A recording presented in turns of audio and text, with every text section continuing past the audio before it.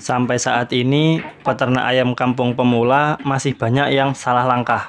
Masih banyak yang belum tahu apa saja yang harus dipersiapkan dan apa saja yang harus dilakukan ketika baru memulai ternak ayam kampung. Oke, supaya tidak ada lagi yang salah langkah, supaya ternaknya lancar, maka ada beberapa hal penting yang wajib dipersiapkan.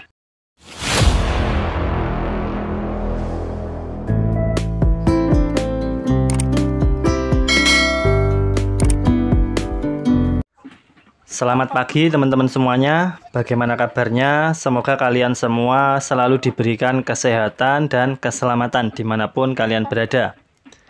Kembali lagi bersama kami di channel Peternak Inovatif, channel yang membahas seputar ternak ayam. Pada video kali ini kita akan mengupas tuntas tentang apa yang harus dilakukan dan apa yang harus kita persiapkan ketika kita baru memulai sebuah peternakan atau sebuah usaha budidaya ayam kampung. Ini masih banyak sekali ditanyakan oleh beberapa teman kita, terutama buat yang pemula, yang baru, benar-benar baru, pertama kali mau memulai atau membuka sebuah usaha peternakan ayam kampung. Sebelum kita lanjut, alangkah baiknya kalau teman-teman like dulu video ini, kemudian jangan lupa untuk melihat kolom deskripsi. Jadi buat teman-teman yang baru pertama kali mau memulai sebuah peternakan, maka harus tahu apa saja yang perlu dipersiapkan dan apa saja yang harus dilakukan ketika baru memulai ternak ayam kampung. Pertama, yang perlu kita perhatikan, yang perlu kita persiapkan adalah lahan dan kandang. Kenapa lahan dan kandang? Karena di mana ada kandang, di situ otomatis harus ada lahan. Kita tidak mungkin bisa membuat kandang kalau lahannya tidak ada.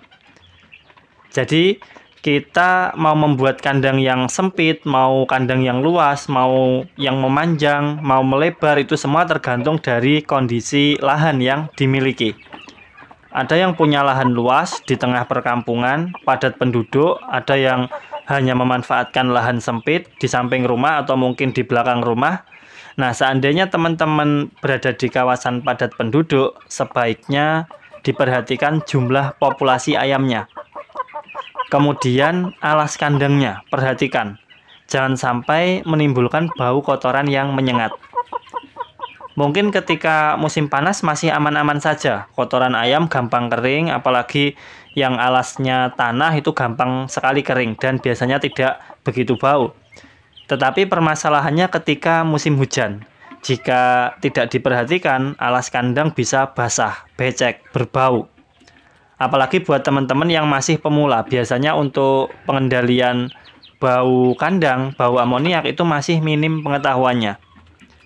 Oke, setelah kandangnya siap, kita lanjut ke poin berikutnya. Anggaplah kita menggunakan sistem ternak dengan tujuan ayam kampung pedaging. Nah, kalau sistemnya pedaging, sebaiknya kita memulainya dari sedikit dulu, teman-teman. Saran kami cobalah pelihara 20-30 ekor saja atau maksimal 50 ekor.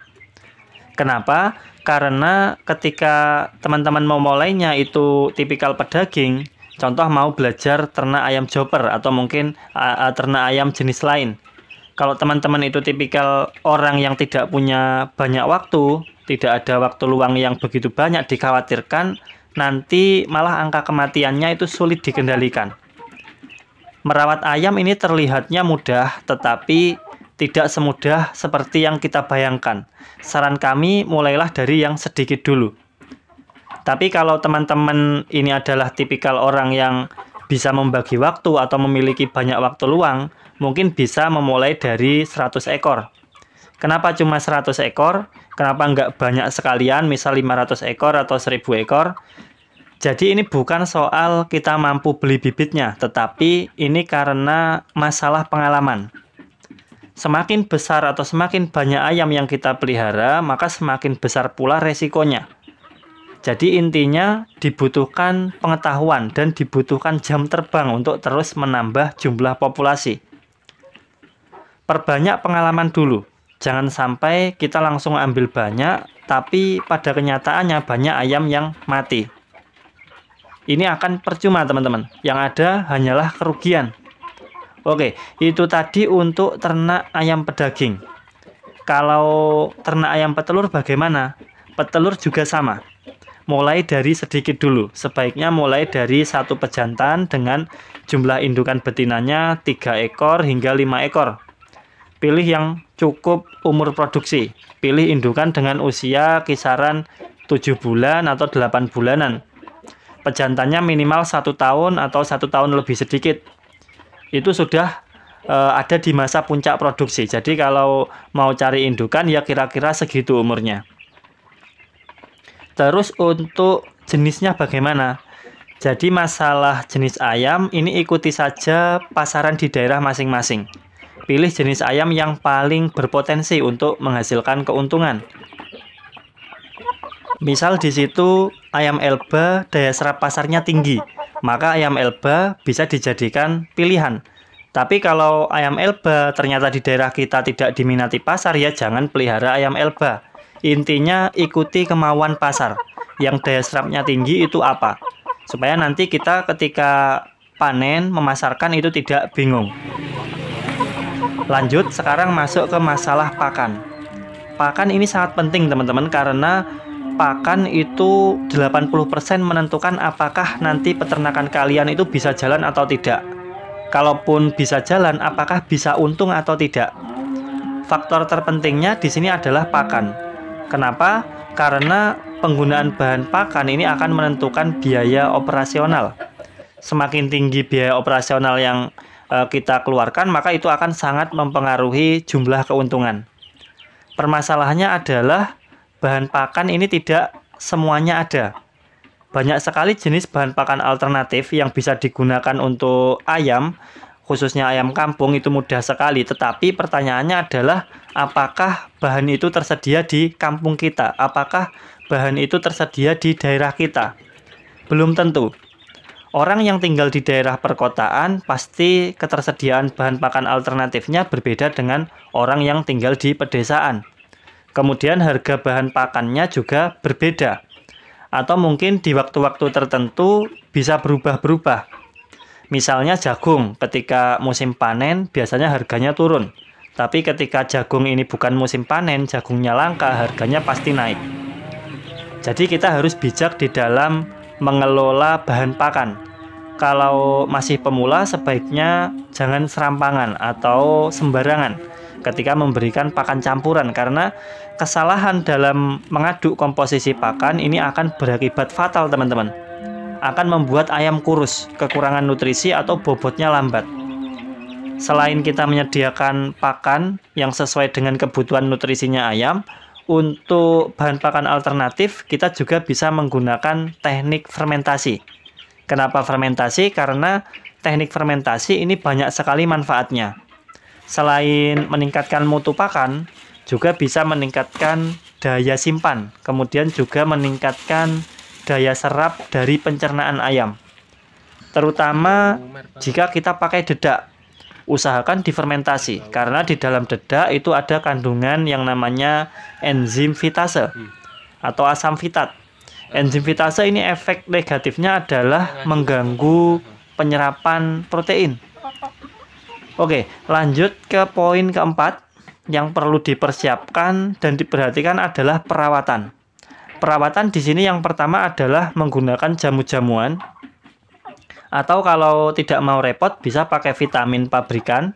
Tujuannya supaya ayam-ayam kita tetap sehat, daya tahan tubuhnya kuat, makannya juga tetap lahap. Selain pemberian jamu dan vitamin, kita juga harus memperhatikan kebersihan kandang. Area wadah pakan, wadah minum, kemudian bagian bawah kandang atau alas kandang, semua wajib kita perhatikan. Kita harus berhati-hati ketika membeli ayam dari luar. Sebaiknya dikarantina dulu. Jangan langsung dicampurkan dengan ayam yang ada di kandang kita.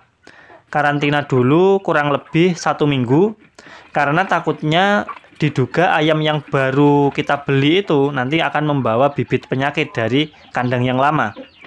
Selain masalah penyakit, kita juga harus memperhatikan masalah predator. seperti biawak, nyambe, ular, terus gurem. Nah, gurem ini sepele tetapi kadang juga berbahaya, teman-teman. Cara mengatasi gurem ini masuk dalam kategori perawatan kandang. Caranya cukup mudah, teman-teman ambil saja beberapa helai daun sirih tua, yang tua ya tetapi belum kuning. Pokoknya yang tua, dihaluskan kemudian dicampur dengan air, lalu dimasukkan ke alat semprot, kemudian semprotkan ke seluruh area kandang. Di area-area yang diduga itu menjadi tempat bersarangnya gurem. Berikutnya yang terakhir, ini adalah poin yang terpenting, yaitu masalah modal dan keuntungan. Ketika sudah mulai memasuki masa panen, sebaiknya itu disortir, mana yang sekiranya bisa dipanen duluan. Bawa 5 ekor, 10 ekor ke konsumen. Boleh ke konsumen langsung, itu bagus, atau kalau kesulitan ya boleh juga ke pengepul. Tujuannya adalah untuk menambah modal atau menjaga kelangsungan dari peternakan. Usahakan konsisten, gunakan keuntungan dari hasil penjualan untuk pengembangan. Tetapi ingat, poin pertama tadi, lahan kita itu cukup atau tidak? Cukup atau tidak untuk menambah jumlah populasinya. Jadi jangan dipaksakan. Ketika kondisi lahannya tidak memadai, ya jangan di-upgrade dulu. Sebaiknya beri batasan. Misal kapasitas lahannya hanya mampu menampung 100 ekor, ya jangan dipaksakan untuk ternak 200 ekor. Karena jika dipaksa, pasti akan kesulitan. Kesulitan di dalam pengendalian amoniak. Ujung-ujungnya nanti ayam malah banyak yang sakit karena bertumpuk-tumpuk, bau kotorannya menyengat, ayamnya sakit, banyak yang mati, akhirnya ujung-ujungnya malah bangkrut. Oke, selamat mencoba, kurang lebihnya kami mohon maaf, dan sampai jumpa di video berikutnya.